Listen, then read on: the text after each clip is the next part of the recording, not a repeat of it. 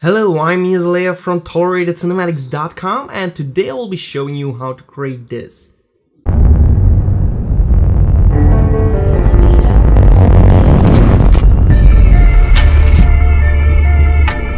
Alright, that looks pretty cool. Today we are going to concentrate on the effect itself, and then tomorrow we're going to talk about how I've done the transition for the text with the glow on the edges of the text, and it looks pretty cool as well. So that will be for another tutorial. For right now, we'll do the effect itself, and yeah, open up After Effects and let's start creating. Alright, so here we are in Adobe After Effects. So I'll be creating this effect right here today, so let's get started. I will just put this in a new folder here. And actually, if you don't want to follow or you want to support the channel, you can actually buy this template on our website. A link will be in the description, and then you can just change the text and you would have your intro looking like this, and you can easily change the color. But okay, and that being said, let's get started. For those that do want to follow this tutorial, I will close all my windows here and I will create a new composition. And here I will just add circle effect, and I'm going to right click, and actually the composition settings should be square. So instead of a height of 1080p, I'm going to copy my width and I'm going to paste it in my height in a frame rate of 30, and then also here I'm going to change it to maybe something like 10 seconds because we are going to loop it anyway. There we go, click OK. And now we're actually going to recreate that circle effect. The way I've done this is create a new solid layer, and I'm going to rename this to just circle mask, and I'm going to make it comp size and click OK. And then we can add a circle ellipse tool here, double click on the ellipse tool, and then we're going to double click on the mask itself, scale it down while holding Ctrl and also Shift. So, and then you're going to get a nice scale here. We're going to scale it a little bit down so we are not going to touch the edges once we apply a effect to it. So that's looking pretty good. And also I'm going to change my mask to none here. I'm going to close my mask here so we don't see it on my screen and I can concentrate on the effect itself. And I'm going to add a Vegas effect. So I'm going to search it here in my effects and presets, Vegas. I'm going to apply that to my solid layer. And the image contours, we're going to change that to mask or path, and then we're going to use that mask. It's automatically selecting this. Segments, just one of these, and then I'm going to increase the width by like a lot, and I'm going to scale down my, I'm going to scale up my hardness to 1, so it's completely hard. That's not what she said. So I'm going to make the length also a little bit shorter here. Something like this. And actually I'm going to use my previous comp here just to look at what we have done actually. So I'm going to open that up and I'm going to open up the effect itself. So right here we can take a look at what I've done to stack it up. So right here you can see the first effect was that short effect that we are trying to recreate right now. So I'm going to close all of these down again, and just so we can look a little bit to try to get it as perfect as possible. So change the color to white and make it even shorter. There we go. So now what we can do is actually first I'm going to animate it. So we're going to click on stopwatch for rotation and then move ahead 10 frames well to the end of your composition, so it depends on whatever time you chose. I'm going to enter -1, so it's going to rotate it counterclockwise, and yeah, there we have a full rotation. So if we're going to preview this, it's just going to loop, and then we can use it actually to loop in our final project. So now we can duplicate this and maybe make it a little bit longer here, make it smaller. Also play with the end opacity maybe.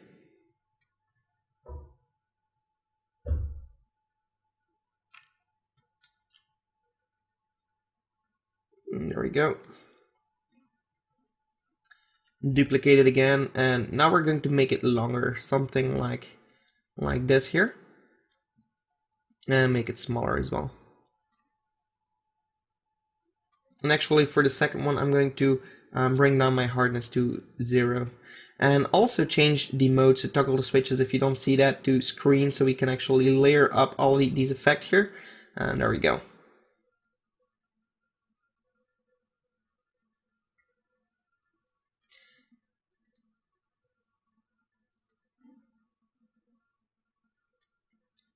Alright, the second one, I'm going to make it longer. As you can see in the previous version, it's a little bit longer, and I'm going to increase my hardness just a bit.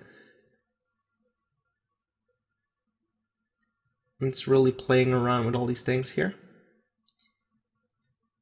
Okay, so we have our third one. We're going to duplicate it again, and now we're actually going to enable our mask again so we can see it. Double click on it and scale it down again with Ctrl and Alt. Well, it's actually Shift and Alt. Or it's Ctrl and Shift. Okay, so I keep getting these things mixed up because in Photoshop it's different than in After Effects. So there we go. We're going to adjust a little bit of these settings again. So now we can make it maybe a little bit thinner even. And again, I'm going to uncheck this so I can concentrate on my line itself. And this is really thin. And make it a little bit shorter. There we go. Duplicate it again, and now scale up the mask maybe.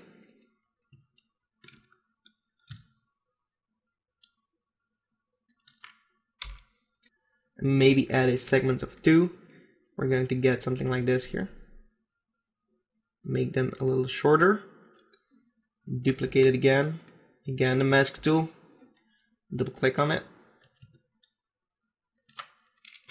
Make it a lot smaller. And maybe add something like 4 and do some random seeds.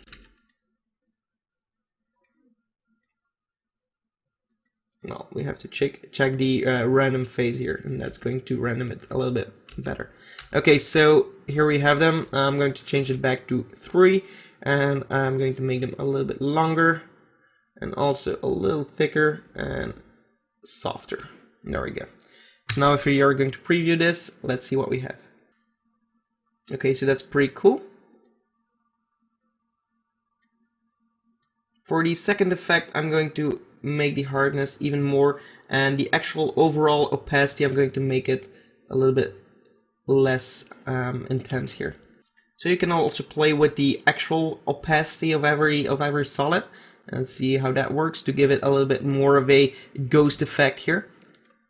And apart from that, it just really depends on yourself. Just keep on stacking them to give it extra detail, and yeah, just the same workflow as we have done for these layers here. So once you are fine or you're satisfied with whatever you created, we can continue with the tutorial. So let's create a new composition, rename this to main comp, and again also maybe change it to 20 seconds. And one thing I actually forgot to do is 10 seconds is way too slow, so we're going to hold all, we're going to select all these solids, press U on the keyboard, select the last keyframes here, we're going to drag it to somewhere around 2 seconds, then press N on the keyboard, right click, trim comp to work area, and that way it's going to work fine. So that's going to be a little bit faster, and you can speed it up as fast as you want, of course, but I find this working pretty great. Okay, so this is a little bit faster. That's great. Now we're going to create in our main comp a new solid layer, and I'm going to make this source. Okay, click on your ellipse tool here, and we're going to drag out while holding Ctrl and Shift to make a perfect sphere here. And I'm also going to change the layer solid settings to white. There we go. Click OK. Then I'm going to reveal all these settings here for the mask by clicking on this arrow. I'm going to create a keyframe for the mask expansion and the feather. So the feather can be 0 at the beginning, and the expansion can be until we don't see the circle anymore. And then like at 1 second, we can make it 0 and a lot of feather. There we go. Okay, so this is looking pretty nice. Then we're going to create a new composition again using just Full HD, and we're going to rename this to Fractal Noise. And if you know my tutorials, you know that I really like to use fractal noise, but it's a really powerful tool. So click OK, right click new solid, and yeah, again, fractal noise. Now we're going to add the fractal noise to this layer. So effect noise and grain fractal noise here. And we're going to change it to a dynamic progressive, and I'm going to add a little bit more contrast. Alt click on the evolution, on the stopwatch for the evolution, and enter time times something like maybe 250. So right here, time times 250, and click away, and that's going to animate our evolution. Duplicate our fractal noise here, and we're going to change it to a soft light, and then we're going to play around with the transform here. So scale it up a little bit, maybe add some more complexity and offset it just a bit in the offset turbulence here, so just to give it some variation, and a little bit more contrast, maybe a little bit less brightness, and duplicate it again. And now we can just play around until you're satisfied actually. So maybe make it a lot smaller and also darker or something like this here, and let's see what we have here. Okay, so for now we're going to keep it as it is, but you can just play around until you're satisfied. I'm going back to my main comp, and I'm going to use, well, go to the project manager and drag my fractal noise composition into that composition. I'm going to check it off so you can see it actually. And actually my main comp should also be full HD, so the composition settings 1080 in the height, so full HD. Okay, so right here we have our circle or fractal noise. Uncheck the fractal noise and just concentrate on that circle. And now that I see my actual mask, I'm going to double click on the mask and make it a little bit smaller because it seems a little too big as we're working in a full HD comp here. Okay, go to the effects and presets and search for displacement map. Okay, displacement map, drag that onto our source, and actually we'll have to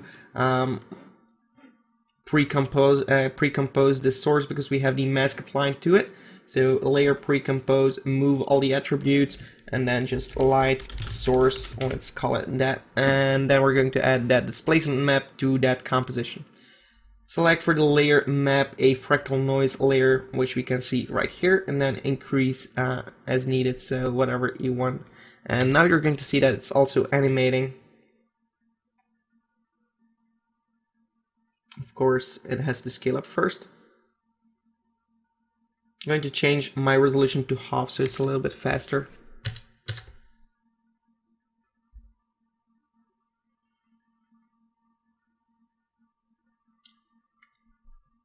And there we go. So let's preview this. We can see it has some animation.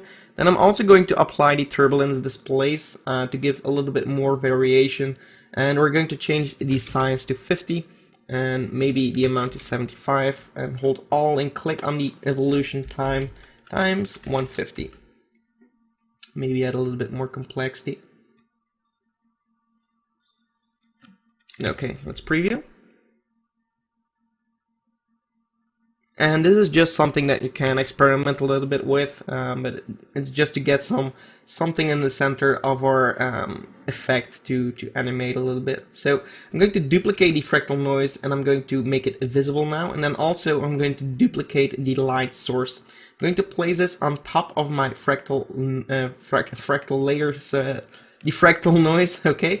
And then I'm going to click here on the track matte, and I'm going to check alpha matte. And now we're going to get some fractal noise detail on our emitter as well. So I'm going to press T on the keyboard to just lower the opacity just a bit so it's not all black. And now we have some detail there, so that's pretty cool. You can maybe try soft line. No, I'm going to keep it at multiply and just lower it just a little bit more.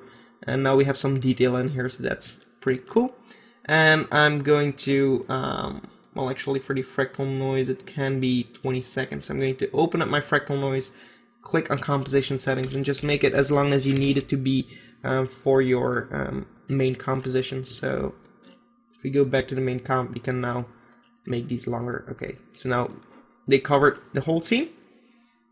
So now we have our effect that is just our emitter. So I'm going to select all my layers here, layer pre-compose, and then light source or whatever you want to. Just trying to name everything that it's sometimes hard to give it a name. Okay, so we're going to scale this down here, and we're also going to toggle the switches and make this a 3D layer, and then just scale it down a little bit more. Right click, new, and add a camera as well, and a 35 camera is okay. Let's click OK. So now we have a 3D layer, and we can also import our circle effect here. So import that as well. And here we are going to right click, time, enable time remapping, and hold Alt, click on the stopwatch for the time remapping, click on the arrow and go to property and click on loop out. And then if we just click away, we can make this as long as we need it to be, and it's going to keep looping. So it's going to play and loop, but as we have done a perfect circle, it's going to just start again from 0. So that's perfect. And actually, if you want it to be completely perfect, you can go into the circle effect and just make sure that these keyframes are just out of the frame. So that way it's going to be not a perfect circle at the end, but then the next frame, which is actually the first frame, is going to have that exact same value. So that's an even better way to do that. Okay, so right here, let's see. The circle, we can also make this a 3D layer and also make it a little bit smaller here and change the screen mode to, well, the mode to screen. Scale it down until you're satisfied. And then we're going to toggle the switches and duplicate it a few times. So duplicate it once, maybe rotate it a little bit like so. And then in the Z-axis rotation tool, you can get by clicking on the W key on your keyboard, and then you can just rotate it the way you want it to be. So maybe scale it like this here, duplicate it again, and just do a few of these. Try to give it some variation so it doesn't look too easy. And duplicate it once more.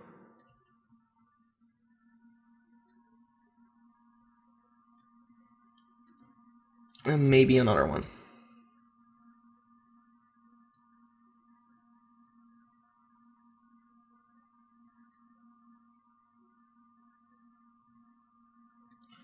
And let's preview.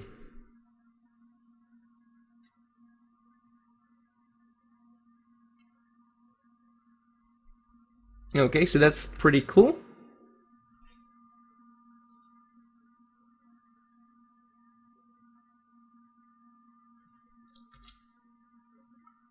I'm going to add one more to fill up this gap here. So I'm going to rotate it in this way. And that's going to give some more depth. So if we preview this, now we have one right here, which is making it more like a sphere, and it just looks cool. Okay. So here again, you can do as much as you want to. Now, once we have done that, we are going to select everything, and we're going to pre-compose this as well. So layer, pre-compose, and we're going to make this emitter effect. Well, actually the source power, maybe, whatever. I'm not really creative today to come up with ideas for names. But that being said, click OK, and we're going to click on our source power. And right now, it's the moment to change your color depth, actually. So currently we have, well, you should have 8 bits per channel. We're going to change this to 32 and just click OK. That way you have more information to work with. And if you're going to apply an effect, stylize glow, for glow, it's really nice to work in a higher bits per channel. So we're going to lower our threshold here, and then I'm going to lower my intensity way down. So even if you're at 0, it doesn't really mean 0, because if we're going to apply it, well, check it on and off, you're going to see it's still giving something. Okay, but it can be a little bit more. Duplicate the glow effect, and now we're going to increase the radius a bit and also increase the intensity, and then duplicate it once more, increase the radius even more, and increase it a little bit more here. And now we can lower this one, maybe. Yes, okay. So we don't lose too much detail. Actually, we can leave the first glow. It doesn't really affect too much.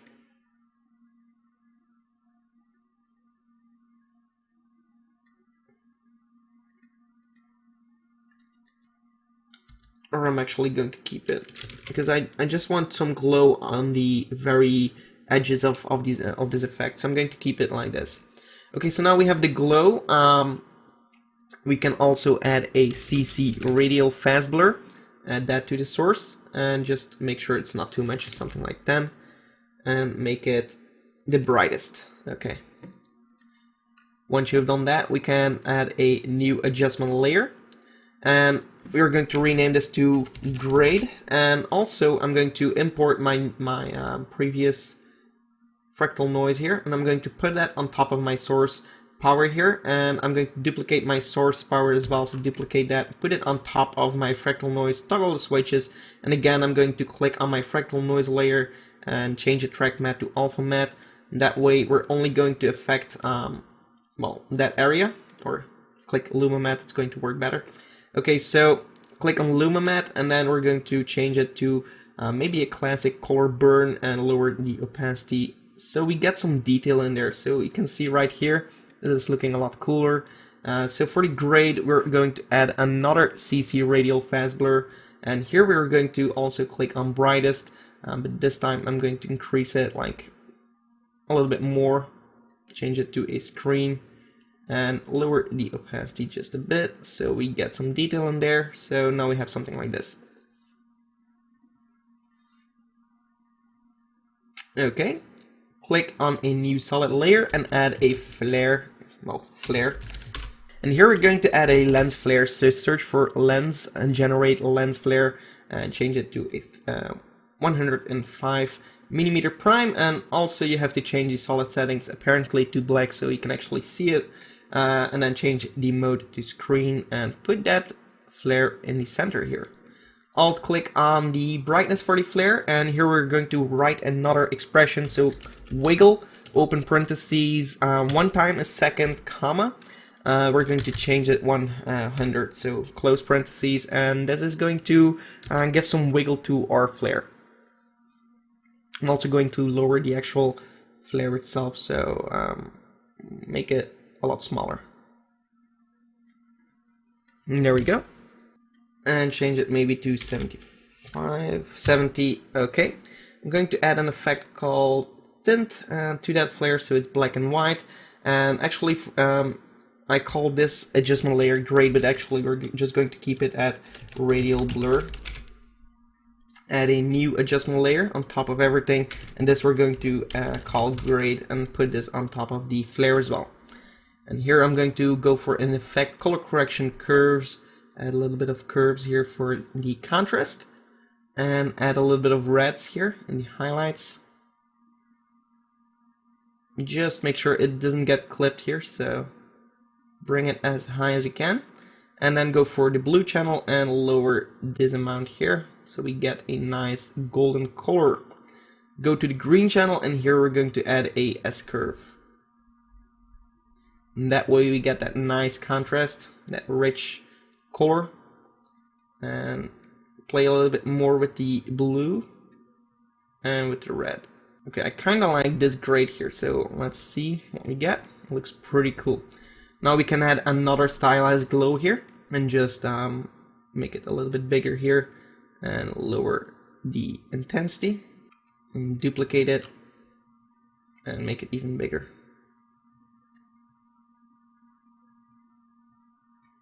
Okay, so this looks stunning, really. I really love this effect. And you can see that the glow also gives a very rich color because we're working in a 32 bits per channel workspace, so looks really cool. Maybe we lost a little bit too much detail in the center, but yeah, you can fix that if you want to, but I kind of like it this time, so I'm going to keep it as it is. And there we have it. So now if you want to make it seem like it's exploding, you can just use the glow and play with the threshold, radius, and intensity to keyframe it from being whatever it is and then make it all white. So you can give a nice look to your transition using glow actually. You can see how it builds up. It's really looking very cool here.